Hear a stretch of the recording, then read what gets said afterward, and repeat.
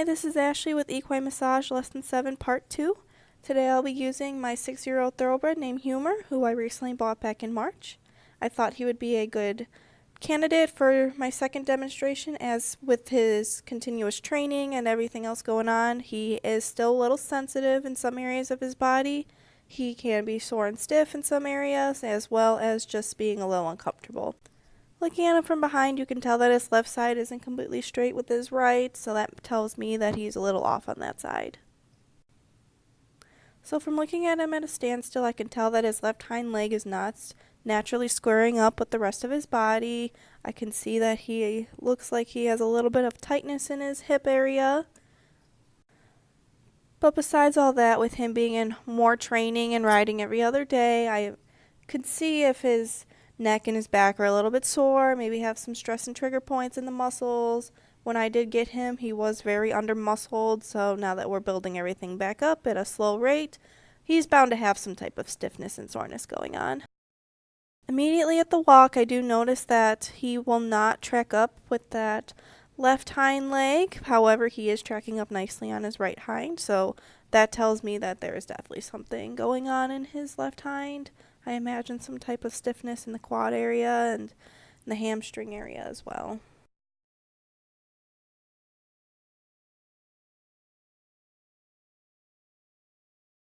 Getting into the trot, I can tell that he will throw his head up and is very hollow and is not able to have his neck leveled.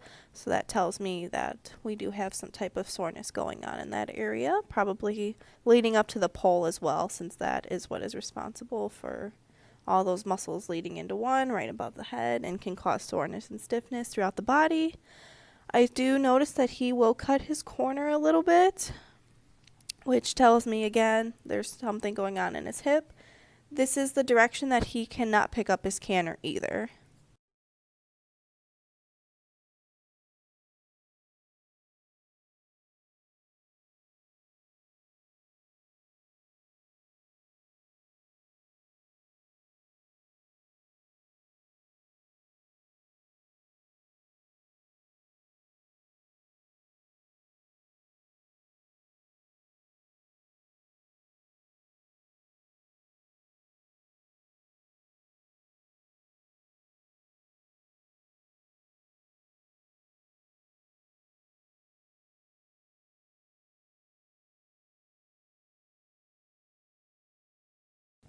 Now going the other way at his walk, I can see that he is still tracking up nicely on his right, but is still a little off on his left. I can tell that he can carry his head at about a natural stance, but still not stretching out and using his hind end correctly.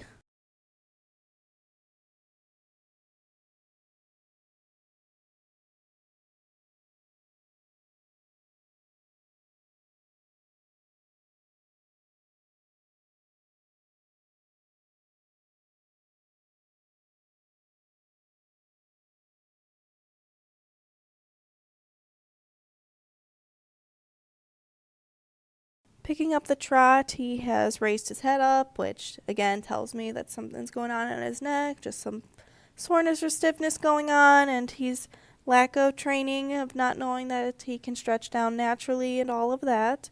I can tell that he is still not tracking up that nicely on his left side, so that's definitely something going on with his hip. I could see that he might be a little stiff in his front end, and I think that would be because he is compensating the hind end.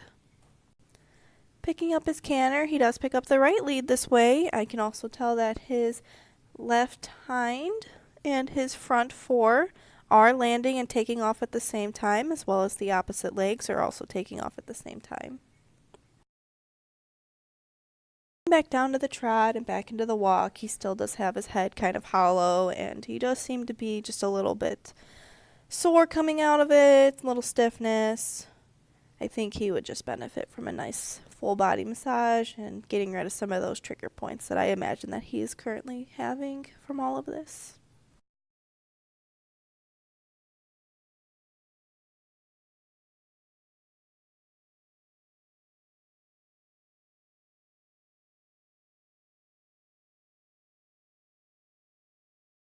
So to start off his massage, I will be starting off with the pole, and yes, you will see that he is currently untied for this section.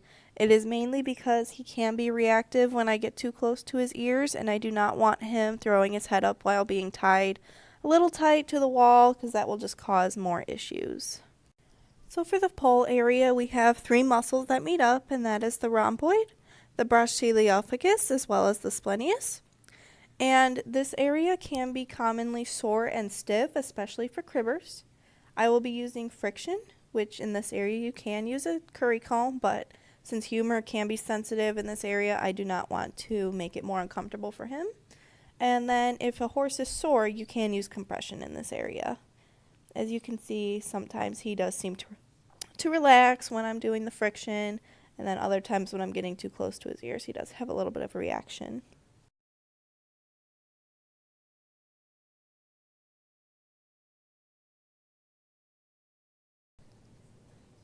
Up next, we will do the upper neck, which is the rhomboid area. And this area is commonly sore and stiff because it is responsible for arcing and holding the head up. That way it doesn't drop down by weight. And then it also covers the shoulder blade, so sometimes if the shoulder is actually sore and not moving properly, it could be from the neck. I'll begin by doing some deep effleurage down the neck area, just to kind of pinpoint some areas where it could be a little bit sore and stiff. The brachiolephagus is a fairly long wide muscle that begins at the pole just behind the ears and goes all the way down the neck vertebrae and goes over to the shoulder joint and actually goes all the way down to the humerus. The cervical serratus is what extends and arcs the neck as well. It lifts the forehand, and it does so by contracting and lifting the curve in the lower neck vertebrae. And when this is not working correctly, it will do some restrictions and it will hollow the neck, which is what we did see Humor doing on the lunge line. His neck is hollow as he's moving forward. And lastly, we have the splenius, which originates at the withers. It is responsible for both lateral and longitudinal flexion, and it goes up the neck, upper portion of the neck. And you will want to do lots of just general massage work to loosen this muscle up. As you can see, I was doing some deep effleurage just to try to pinpoint anything that was going on, and then I went on to doing some friction. You can do either with or against the fibers, but I did in a circular motion just so I kind of got a little bit of each. And then you can also do some muscle combing and some kneading in this area as well.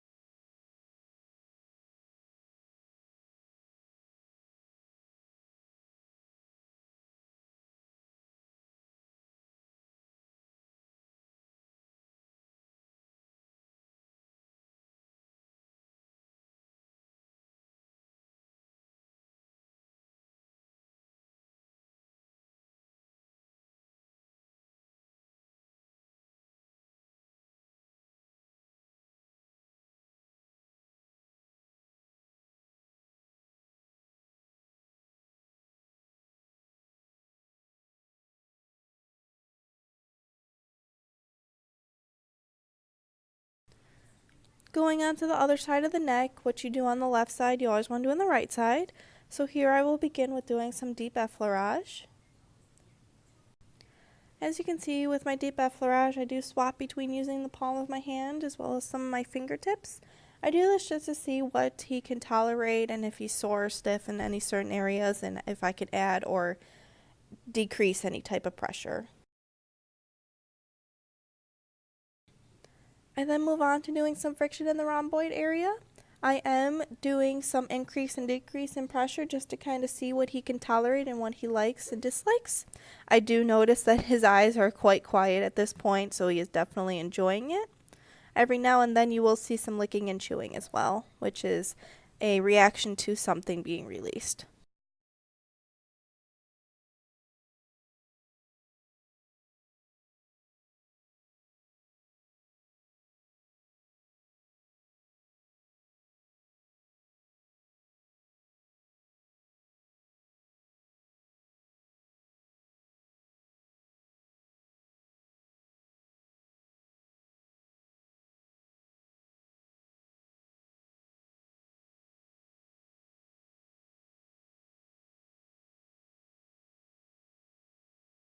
Then I start using the palm of my hand to do some circular friction up and down the neck area, just so that way I am able to get the muscles loosening up in each direction.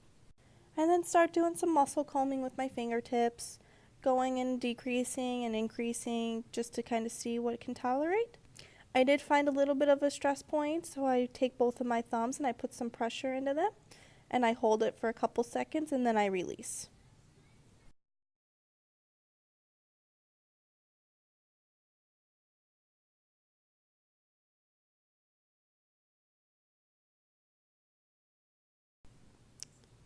After I feel the release in the stress point, I do go ahead and do some compression and some effleurage, kind of just to have the blood flow go back to where it's supposed to be and have everything be evened out rather than having a knot in that area.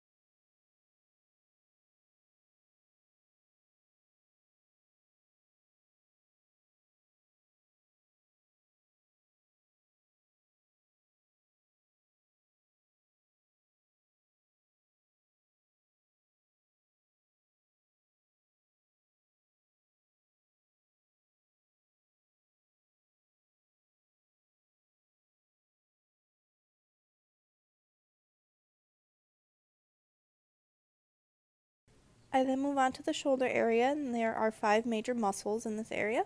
That is the supraspinatus, the infraspinatus, the deltoids, the triceps, and then there's also a 4th pectoral that is in this area. The supraspinatus and the infraspinatus is what covers the shoulder blade, and then the trapezius and the deltoid is what covers those muscles. These muscles are very important because they are what support and stabilize the shoulder joints, and they are very prone to getting some type of stress or trigger points. And then finally we have the 4th pectoral, which is just in front of the shoulder blade, and it runs in the same directions as the supraspinatus as well as the infraspinatus. I do begin in this area by doing some deep effleurage. I also take my fist and do some compression when I find some trigger points. I do some kneading with my hand. My horse does seem to enjoy this. I use my fingertips, and I'm actually going pretty deep into the muscle area as he is not reacting.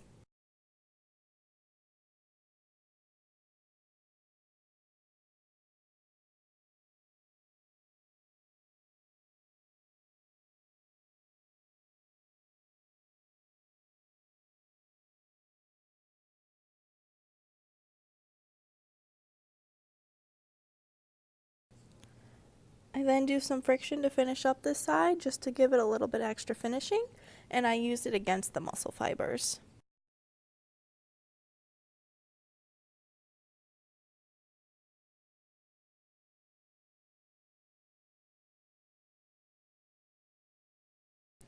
And just like before, when I finish the right side of the shoulder, I move on to the left side of the shoulder. Do note I am keeping both hands on the horse because that way if he starts to move or anything, I can feel his movement and move with him. That way nobody gets stepped on or hurt. I do some effleurage just to kind of see what is going on in this area. I then move on to some circular friction because these muscles do work in opposite directions. You want to make sure to get everything correctly. I do like using the palm of my hand because it is not too intense for humor. He has been seen to enjoy it. He is very quiet. His head is hanging low, as well as giving me some licking and chewing signs. And I use some compression. I will do some kneading. I will do some muscle combing. Kind of just whatever I can find that he seems to enjoy in this area. I have not seemed to have found any type of stress or trigger points at this point in this area.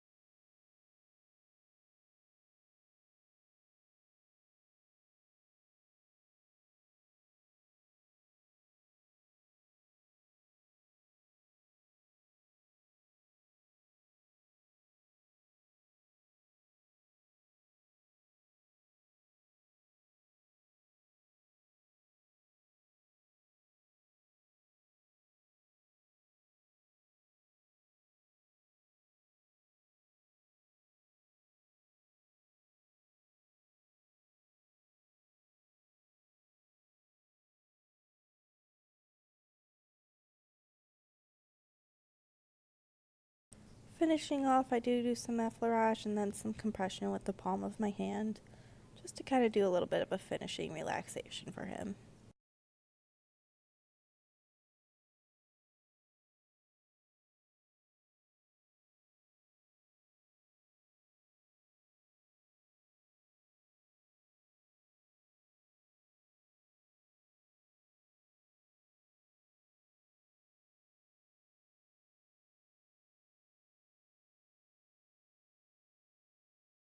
Up next we have the withers, and in this area we have the rhomboid as well as the trapezius. They attach to the shoulder blade to the withers, and then they also support the crest line. I start by using some effleurage, again just to kind of see if there's anything going on.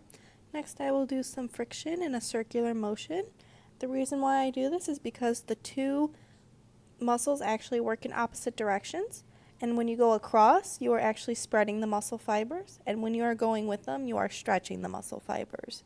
You can also use some type of compression as well as muscle combing. You are able to use a curry in this area, but again, since my horse can be a little sensitive and touch to the skin, I am not using a curry at this time. I do swap between the palm of my hand and my fingers just to kind of see how deep I can get in this muscle area, because typically a horse can be sore in this area from lack of saddle fit or just lack of muscle that we are trying to build up.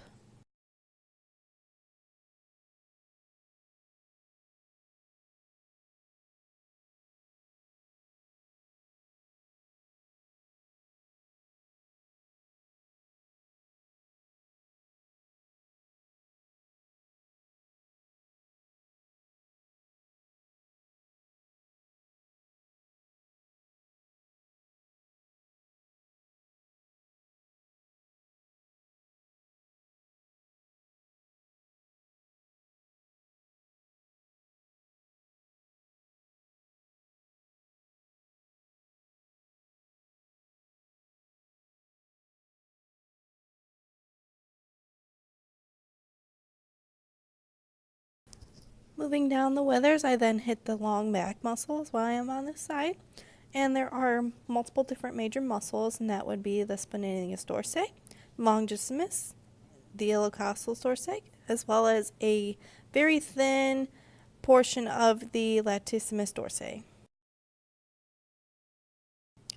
I do some deep effleurage down the entire back just to kind of see what's going on in this area and how much pressure I can use. I then just do some friction up and down just to kind of start warming up the muscles and getting them spread out.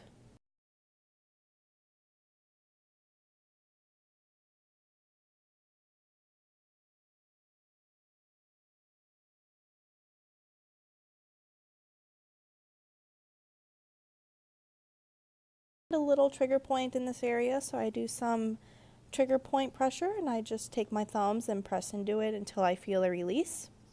And then once I feel a release, I will rub it out.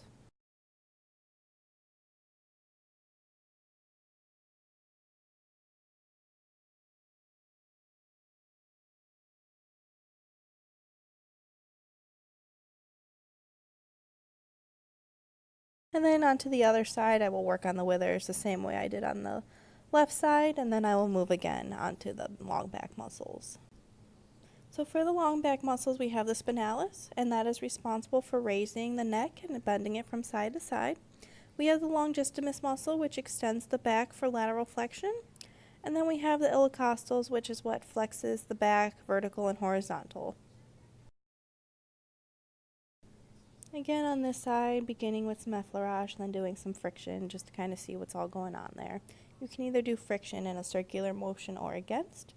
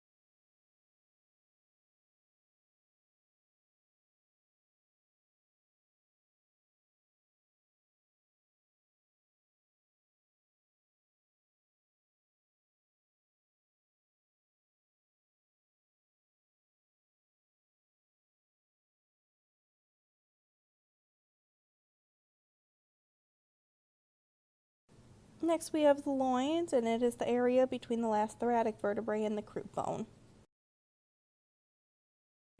As usual, I will begin with doing some effleurage, just seeing what's happening in this area.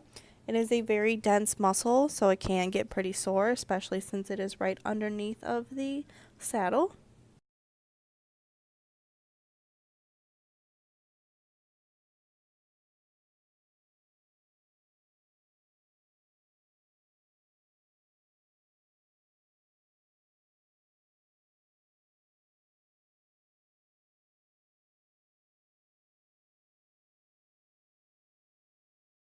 I didn't notice anything major, so after I seen some relaxation from him, I then move on to the croup bone.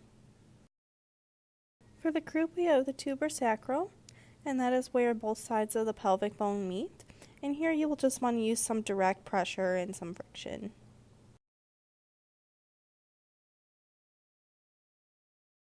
I mainly use the palm of my hand, experimenting with how much pressure he can tolerate, see if he's sore anywhere back here, since this can be a sore area.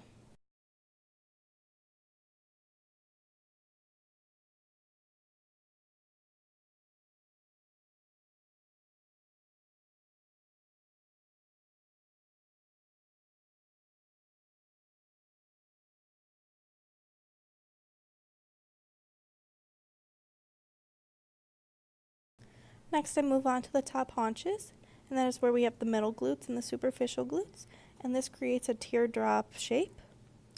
And there is multiple things that you can do in this area, again beginning with effleurage. I then will move on to some static pressure, compression with my fingertips, and then I can also do some cross friction fiber, and that is if the area is tight rather than sore.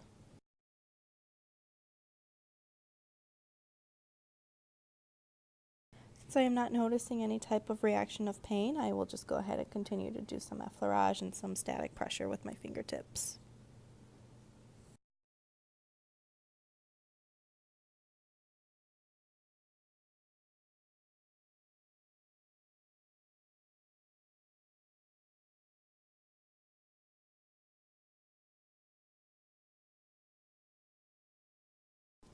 Up next we have the upper and lower hamstring attachments.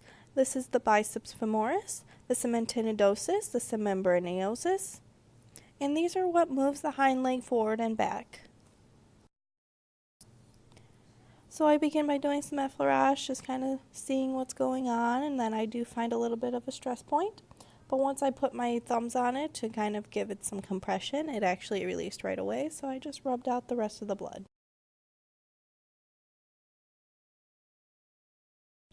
I then move on to some circular friction with the palm of my hand, going up and down the whole hamstring area, just to kind of keep everything flowing together.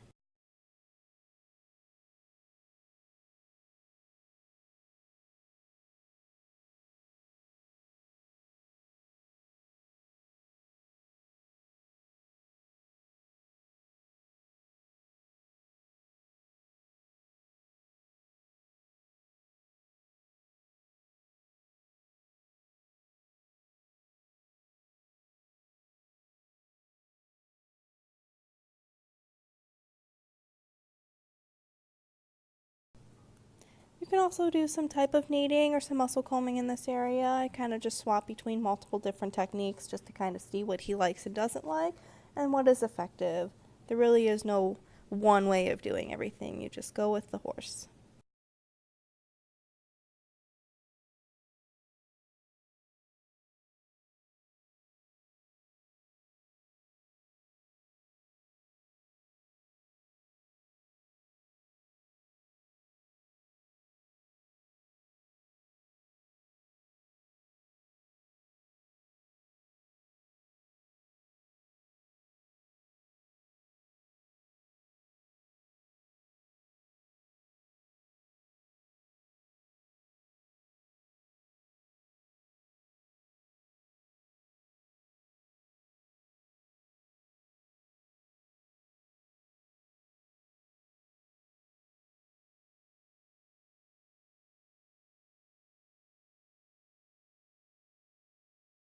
Working a little bit on the quad section, I do some kneading in that area and also getting the stifle a little bit just to kind of relax him a little bit more.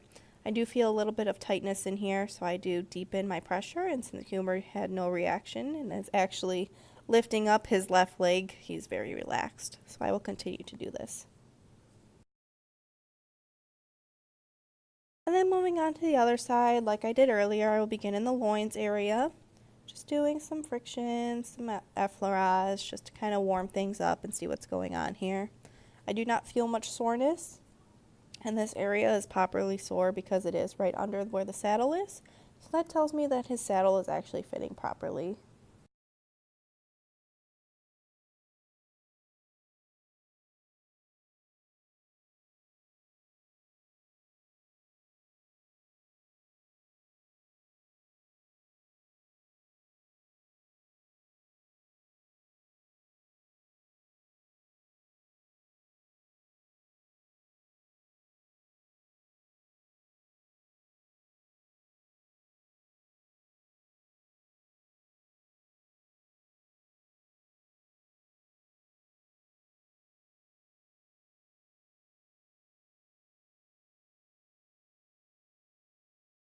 Definitely seems to be enjoying the deep muscle combing that I am able to do with him and some friction.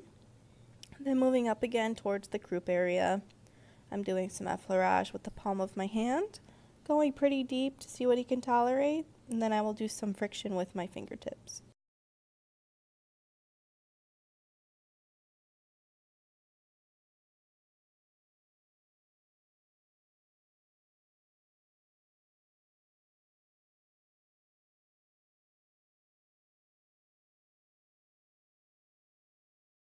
I did not notice anything in particular jumping out at me in this area, so I then move on again to the hamstring area, the upper and lower. I do at the same time, just to give it a better flow of the muscles and continuously move everything downwards. Some deep effleurage, I'm just trying to feel for some type of trigger points, any stress points that there might be, tightness if he's sore. I do not notice any type of soreness, I just feel a little bit of tightness going on. And this is the area where he is having trouble picking up his lead. This is also the side that he is not able to stand square on naturally.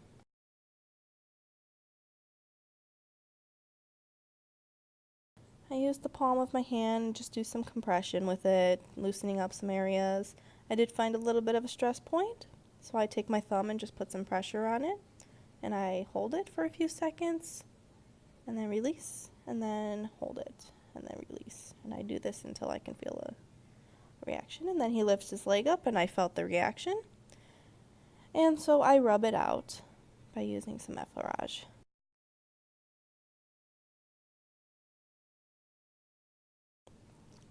After I released that stress point, I did notice that he did lift his leg up a little bit and is relaxing a lot more. I do feel a little bit of tension, but not too bad, so I will continue using some muscle combing and some kneading in this area.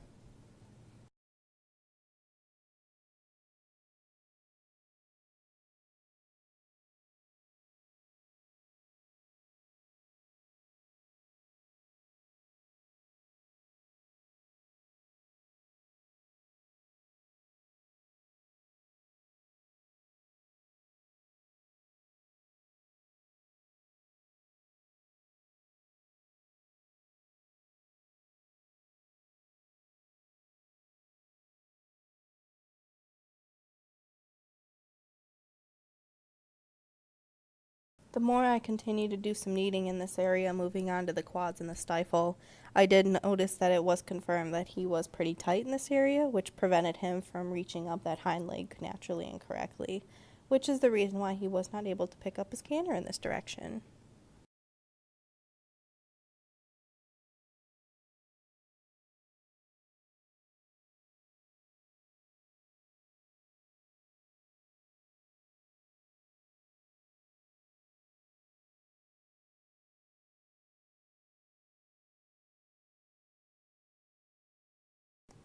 Next, we move on to the adductors, which is the gracilis muscles, and they are responsible for lateral movement, which is moving the limbs back towards the center of the horse. As you can see, I am stepping a little bit back, although I know this horse quite well. you never know, a horse can kick at any moment. Since this area is very rarely sore, it is usually just tight, you will just do some kneading in there. And a lot of horses do like this a lot because it is tight and you are releasing a lot of that tightness for them.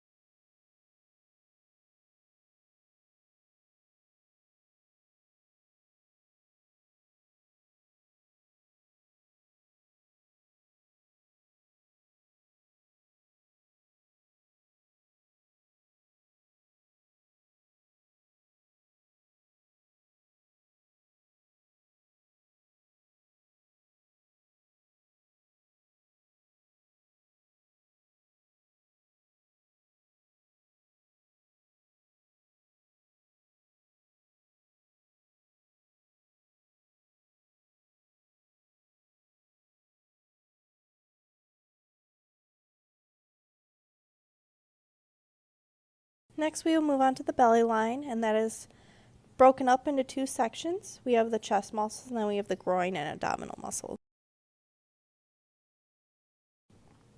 I will begin in the chest area, and these are the pectorals. They are flexors that move the front legs forward and backwards.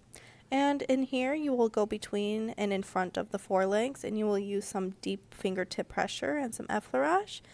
You can also do some friction as well as some muscle combing. Here I just did some fingertip pressure, and you will want to move from back to front.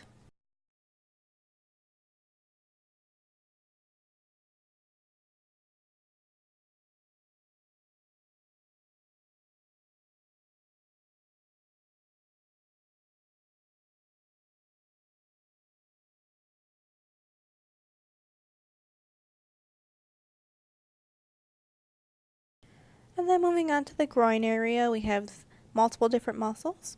For example, we have the internal oblique, which is actually the sling of the intestines. We have the rectus abdominis, which supports and lifts the back. We have the external oblique, which is expansion of the lungs and the rib cage. And this is very important because if the rib cage is inhibited, then it will be hard for the horse for naturally breathing.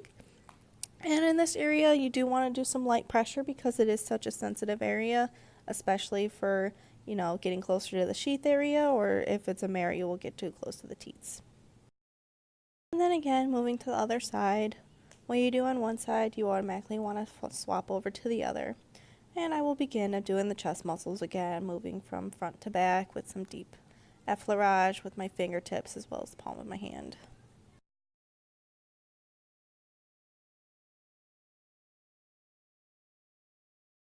I do a little bit of kneading in his front area of the chest just because he does seem to enjoy it and relaxes him a little bit. His eyes are very quiet at this point and he's starting to get sleepy and yawning.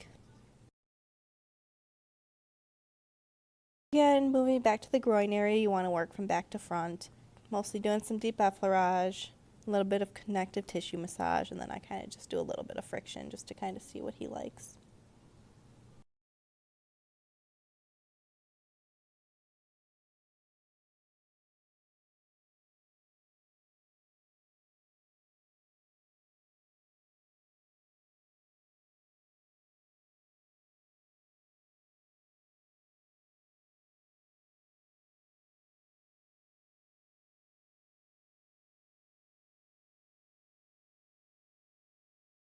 Next we will move on to the throat latch, and these are a couple different muscles here.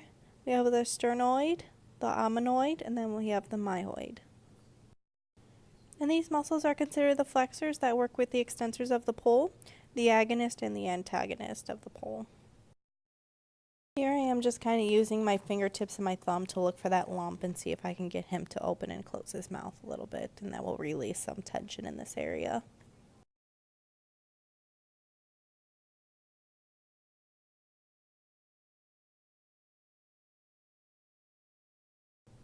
Next, we will move on to the jaw area, and that's where we have the masseter muscles as well as the zygomatic muscles. They do work in opposite directions, so it is very common to have some trigger points.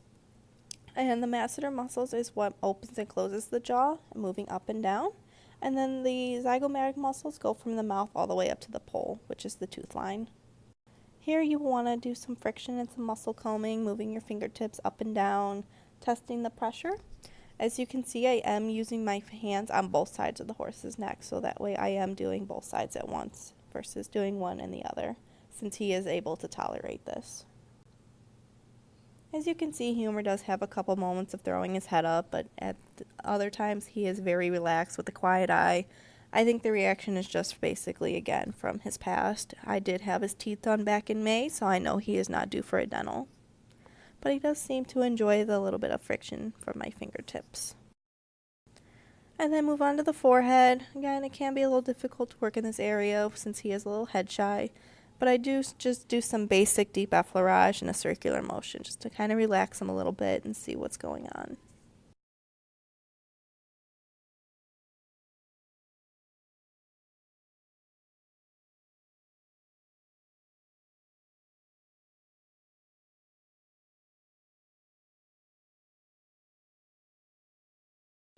After a few moments, it does seem that he does enjoy it and is having a more relaxed eye. I then move on to finishing off. In the end of my massage, I will do the upper portions of the legs. And just by each leg, I will just go from the top down to where the knees and the hocks are, just doing some effleurage, getting all the blood flow down towards the hoof. We do not go any lower than the knees and the hocks because there is not really that many muscles past those areas. It is mostly just tendons and ligaments, and we cannot massage those.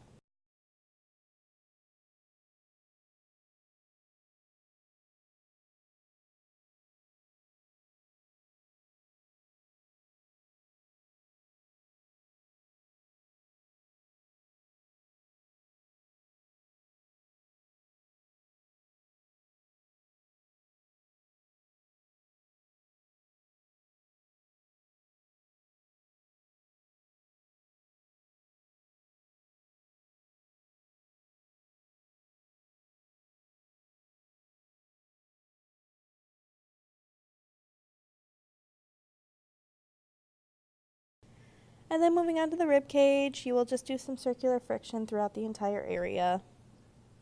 Again, just adjusting pressure as what he likes and doesn't like. And he is a little bit sensitive about this, so I am a little bit of light pressure.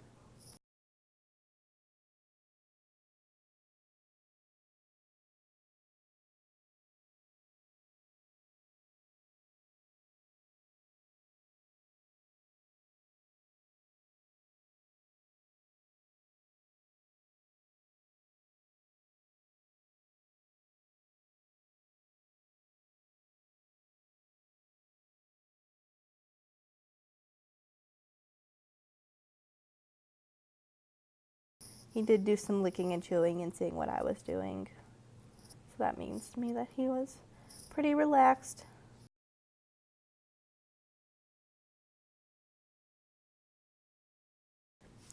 And finally, for our last step in the massage, I will move on to the tail. And there are 4 muscles in this tail, and they all have different jobs. One pulls the tail down, one elevates the tail, and then one pulls it to the left, and the other one pulls it to the right. You will take the tail at about a 45-degree angle, stepping away from the horse just in case that they are reactive and want to kick. You are out of the way. You will just take your fingertips and just do some kneading up and down the tail.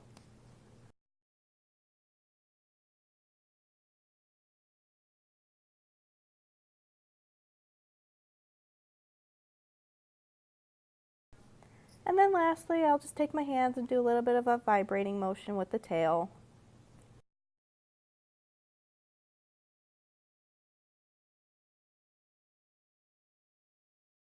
And that completes my full body massage on Humor. I will continue to do him probably about once a month or so, just because he is going to be in some stricter training and doing much more now that we have him at a decent weight and decent shape.